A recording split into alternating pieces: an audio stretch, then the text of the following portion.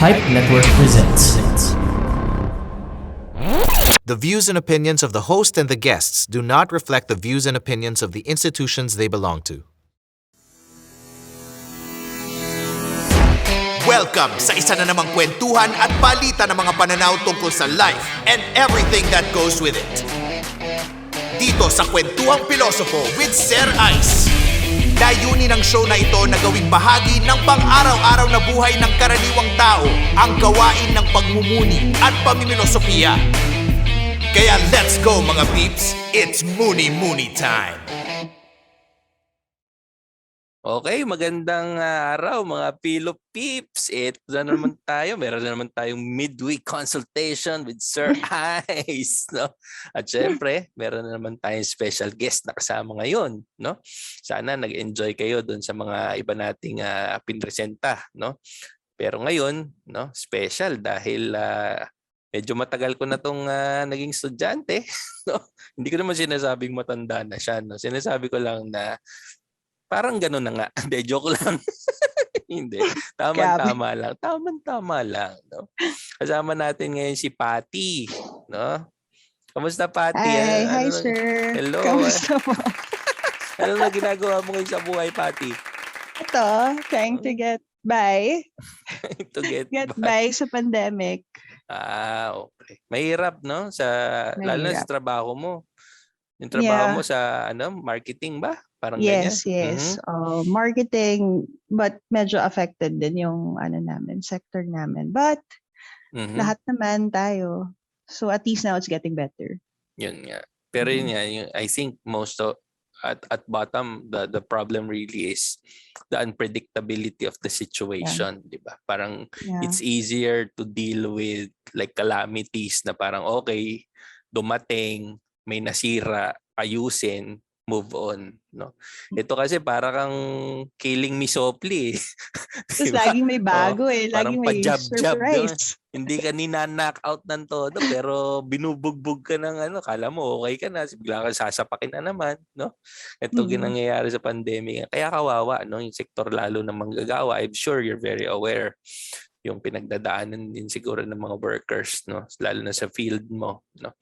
So let's continue to pray that the situation gets better eventually so that yung mga displaced, di ba, yung mga nahirapan ng todo ngayong 2 taon, no, ay pumuti na, no. At sana sa election, di ba, makaboto rin tayo ng mga tao, no, na makapagbibigay sa atin ng gobyernong we deserve, no? After but going I'm optimistic naman na it's getting better. Yeah. Getting better na. That's good. That's good.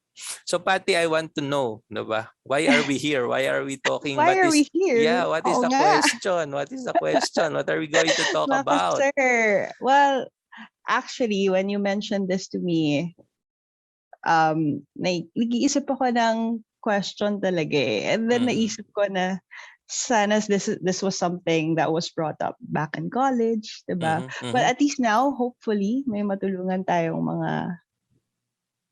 mga bata, mga youth. Mga youth. na di na tayo kasama sa bracket na yun. So, sa mga youth na pagdadaan yung mga same issues that I faced or were faced by my friends before. So, tips for the youth. Nax. So, yun ang topic, yun ang title ng episode. Ayun ang title. Tips for the youth. Young love. Young love. Yes. So, magsimula tayo. Ano ang mga gusto mong balikan na alaala ng mga tanong na sana'y naitanong mo sa akin dati, sabi mo? Oo nga sige. So, I'm thinking of issues before. So, since the topic natin is love, since it's Valentine's pa din. Happy Valentine's nga pala, Happy Valentine's. Yes. So, sige, one of the issues namin before is yung tanong na bakit nga ba attracted yung mga tao or like tao in general with something that they can't have. So, Ang yun. lalim ng Lalim tanong pa na agad. mahirap sagutin yan, Kasi, no? di ba, meron Oh. yun, how do you differentiate love from, like, let's say, the thrill and infatuation lang? Oh, mag-hi muna tayo. Hello, anong pangalan? Anong pangalan? Zyron! Hi, Chiron! Say hi! Bakit pugi ka? Wow! Wow! Ang bata hindi nagsisinungaling, mga Oo. Pilopips ah. Bakit Bakit pogi pogi ka? ka? Ikaw rin pogi ka rin eh. Oh, pogi ka Hmm. rin oh. Ganyan tayo. Eh, Alright. Yan. Korean heart. may Sige. segue. Commercial. Commercial. Sige, pag-usapan natin yung tanong, no? Siguro una, fundamentally, Mm. it's really the mystique. Diba? I think fundamentally, people, human beings are Mm. attracted or curious about things, people, experiences na sabihin na nating malayo, distant, hindi bahagi ng kanilang world of what is familiar, what is everyday, what is basic, no? So, usually, ito yung mga bagay na sabihin na nating pumupukaw ng kanilang pansin. Kasi nga, parang, wow, parang bago to no? Ngayon ko lang to nakita, no? So, isa yan, no? Sa tingin ko, may ganong elemento, no? Na na-attract tayo dun sa mga bagay na bago, no? At the same time, because we are kumikilos tayo, no, sa ating mundo na pamilyar, pang-araw-araw, kinasanayan, at hindi bahagi ng konteksto ng ating pang-araw-araw na buhay, itong bagay na ito na bago, etc. No? It's much more difficult to get them, diba? To possess them, to get to know them, to understand them, because they're not part of your familiar world, right? So they have a way of drawing you out. They have a way of piquing your curiosity in such a way na, what if I leave this familiar place for a second and try to venture out? Why is it associated? Parang why do we mistake it as love? Diba? Bakit? Why of all things? Bakit love agad? Oo, bakit yun ang... Okay. Kasi nga, hindi, bahagi yun I think, no, na nagkakaroon tayo minsan ng extreme emotional response sa mga bagay na malakas ang dating sa atin. At madalas, yung mga bagay na malakas ang dating sa atin, yung mga bagay nga na kagaya ng sinabi ko, hindi pangkaraniwang bahagi ng ordinaryo nating buhay, no? Mahirap, sabi mo, mahirap makuha, no? So, naiintindihan mo, yung parang yung mystique, no, yung sinabi ko kanina, there's a certain mystique, a certain aura, no, that is enveloping this being, this person, this whatever, no. And fundamentally, what is love? Diba? Chemically speaking, love is really an attraction of one entity to another, whatever the motivation may be. Diba? If you want to talk about it biologically, chemically, talk about pheromones, diba, etc. Diba? All of these things. Pero usually na-attract talaga tayo dun sa mga bagay. Bawal. Bagay o tao. O tama, sa bawal, sa tabu, sa extraordinary, no, sa mga bagay na sa tingin natin ay in turn makapagpapabago din sa atin. Diba? Hindi natin yun alam. Perhaps subconsciously yun, na we think that there is something in it for us if we venture out of our comfort zone and try to understand, diba? And be close to this thing, this person. And sometimes we call it love. When in fact it's perhaps just, this urge to venture out, this urge to possess, di ba? Kasi nga, iba yung urge naman to possess. Nangyayari lang yan dahil mahirap makuha yung gusto mong ma-possess May Kasi thrill. may thrill. Kung madali naman makuha, why would there be an urge? Di ba? kung andyan lang sa tabi mo, 'di ba? You won't even think about it as a relationship of possession because de facto feeling mo it's already a part of yourself. It's already a part of your world, right? But the thing is when something exists outside the boundaries of your comfort zone, outside the boundaries of what is familiar, may novelty 'yun eh. Yeah. You want to You feel like, incorporate, tama. yeah. You want to assimilate, make it part of who you are. Or feel mo it's something that's lacking sa'yo. Yes, That's why you want exacto. it. Yes, na parang Okay. itong gaping, hole inside of me na parang I'm bored with the everyday life, etc. Maybe this is the spark that I need to jumpstart things, di ba? Mm. This can make me feel like I'm born again. A Mm. better version of me may be waiting on the other side of this door. So why don't we pursue that? Explore it. Yeah. Yeah, di ba? But at the same time, I want to bring in this psychoanalyst. Hirap sabihin, no? Psychoanalyst, no? Psychoanalysis, no? Ang pangalan niya, si Jacques Lacan. Si Jacques, ewan ko kung familiar, I'm sure narinig mo na si Jacques Lacan, no? Pinag-usapan niya actually yung psychology ng desire. No? Sabi niya, di ba, if I were to summarize, di ba, mahaba yung sinulat niya, no? Sa mga Philo-Pips natin, gusto niyong basahin yung sinulat niya, pero I don't really highly encourage you to read it because it's very long, very difficult to understand. No? Ang pamagat écrits, no? It's French, no? Parang ang ibig sabihin yata ng écrits ay words or writings, whatever, no? Makapal na libro. Kung susumahin, no, sa palagay ko, no, ang ibig sabihin ng pagnanasa o desire para kay Lacan ay ito, no? Nagnanasa tayo hindi dahil ninanasa natin yung bagay o yung tao mismo, kundi pinagnanasahan natin yung mismong pakiramdam ng pagnanasa. Oh. Okay? So ulitin ko, no? Kung i-Englishin ko naman, no? The object of the desire is really just a stand-in or a substitute for what you truly desire, which is the movement of desire itself or desiring. Parang kinilig si Patty dun.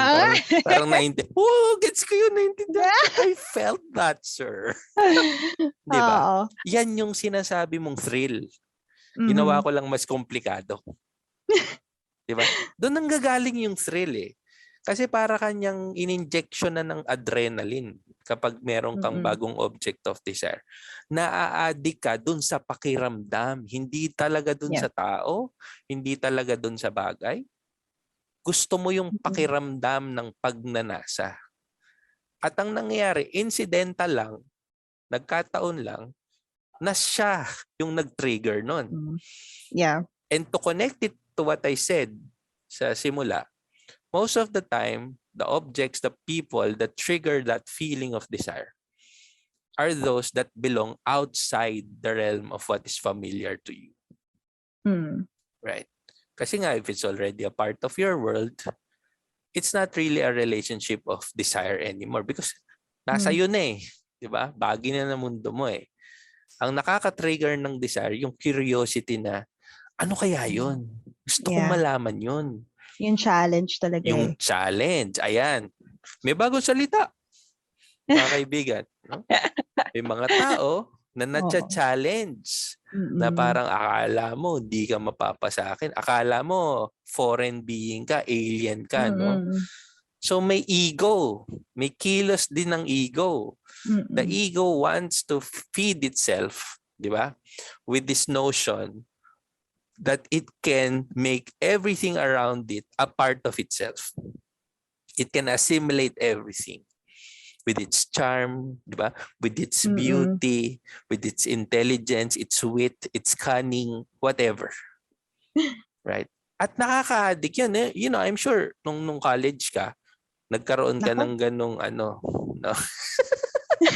O yung friends mo, yung Medyo friends ko. mo. O, di ba? Yung friends mo. Di ba? No. Nakaka-addict yung ganong feeling na para kang merong adventure. Oo. Di ba? Nung college ako, nadala ako sa gun. Nadala.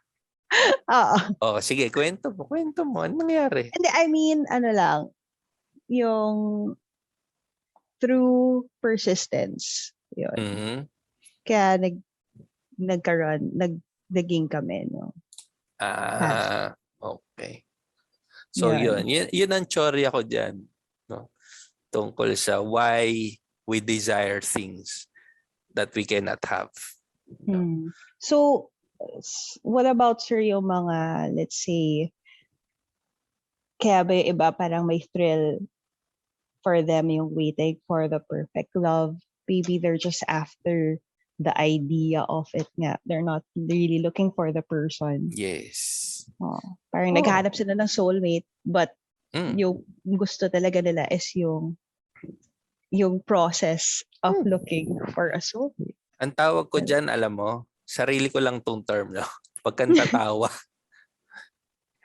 I call that the Disneyfication of love. This is Mike and Ham from Please Pause. Meron kaming munting podcast where we talk about all things TV and film. And despite that, surprisingly, we are still married. Control freak ka kasi sa podcast na to. 30 seconds lang po ang meron tayo. Pakibilisan. From blockbusters to classics, superheroes to love teams, hit series to teleseries, join us as we have meaningful and meaningless conversations on the stuff we watched. Someday, mababago ka rin ang tagline na yan. Check out Please Pause on Apple Podcasts, Google Podcasts, Spotify, and other major podcast platforms. See you there! The Disneyfication, no? You know the typical Disney plot, princess, 'di ba? Nagkaroon na tayo ng parang template subconsciously, no? Na this is how love should look like. 'Di ba? Two people who are meant for each other pero not really familiar with each other. One is born from wealth, one is born from, not so wealthy, not a very wealthy background.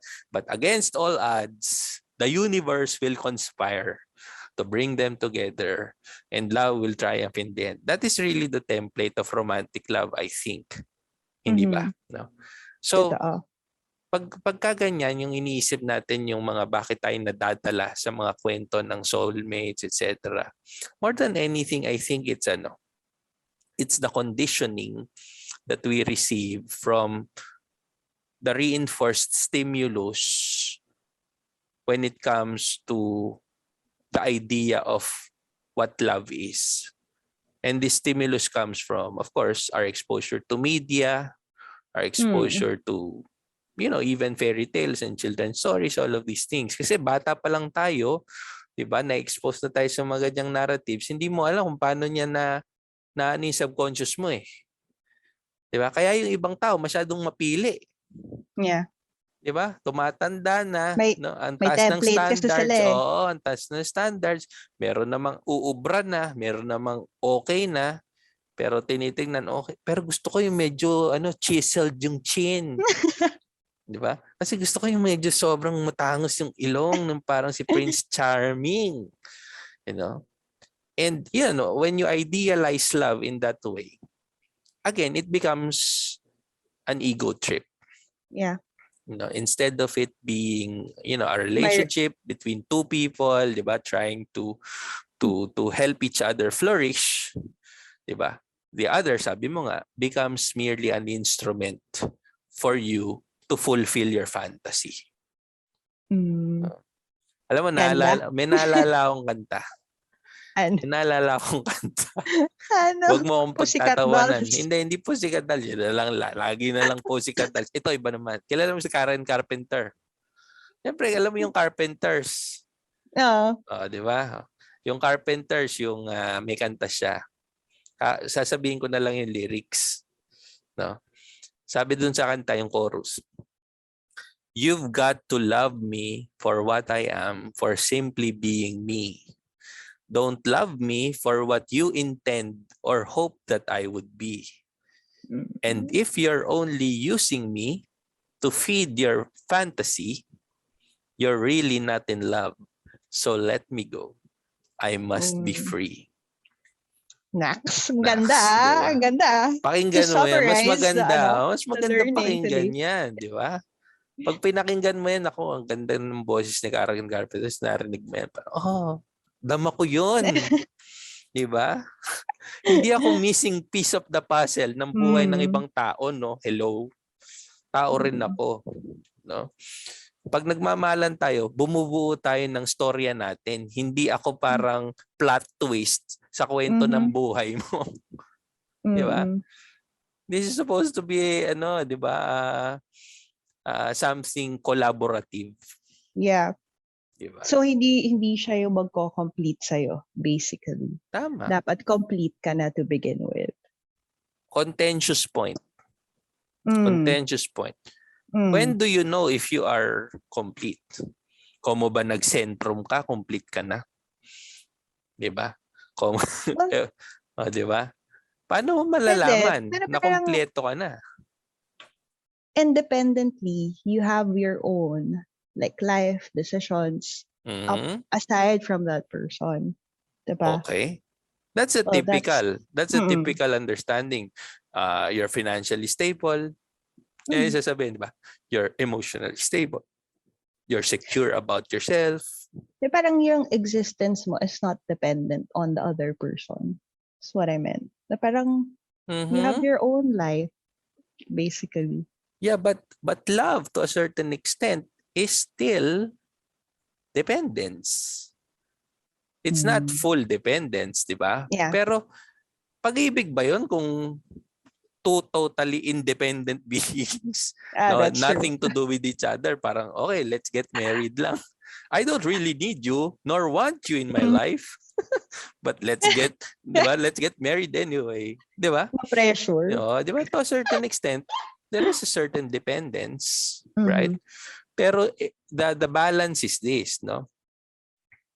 Na kailangan ma-strike, I think, no?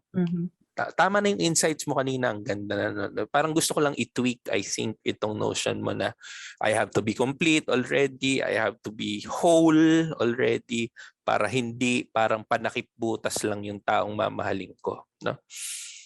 Ang pag-ibig para sa akin, sabi ko nga, ginamit ko yung salita, there's certain complementarity between the two people. You complement each other like salt and pepper, di ba? Like di ba? Like adobo and I don't know ano ba masarap i-partner na ulam sa adobo, di ba? You complement, pero pwede kang kainin ng mag-isa. Yeah. Pero But mas better masarap together. kapag kasabay. Naintindihan mo? Yun. Yes. So parang ganon yung ginagamit kong metaphor sa isang relasyon na, oo, yes, you are quote-unquote a complete viand meal unto yourself. Hindi ba? Adobo ka, pochero siya, Pero dahil nagpasya kayong magsama, may creative fusion of flavors. May bagong nabubuo. Na kung sa ibang tao ka nakisama, hindi ganun ang mabubuo o baka destructive. Pero dahil, kunyari, tama yung pinili mo, tama yung nakarelasyon mo, di ba? So, pwedeng magkaroon ng creative fusion. Yun ang ibig ko sabihin na there's a certain dependence still in love. Yeah. Na naha-heighten yung flavors mo because you are with someone. Right? Hindi ibig sabihin, pangit lasa mo before that person.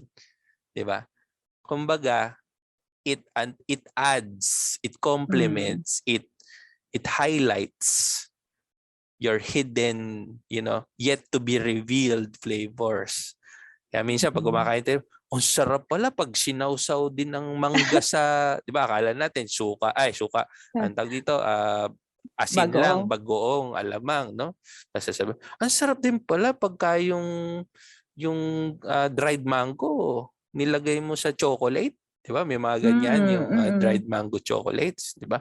Naisipin mo, that doesn't work, 'di ba? Parang in your mind, in the concept. Kasi nga nasanay ka dun sa ito lang ang mga pwede.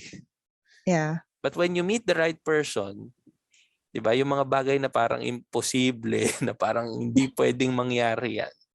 Kung totoo yung pag-ibig, it might just work. Right? 'Di ba? Ganda.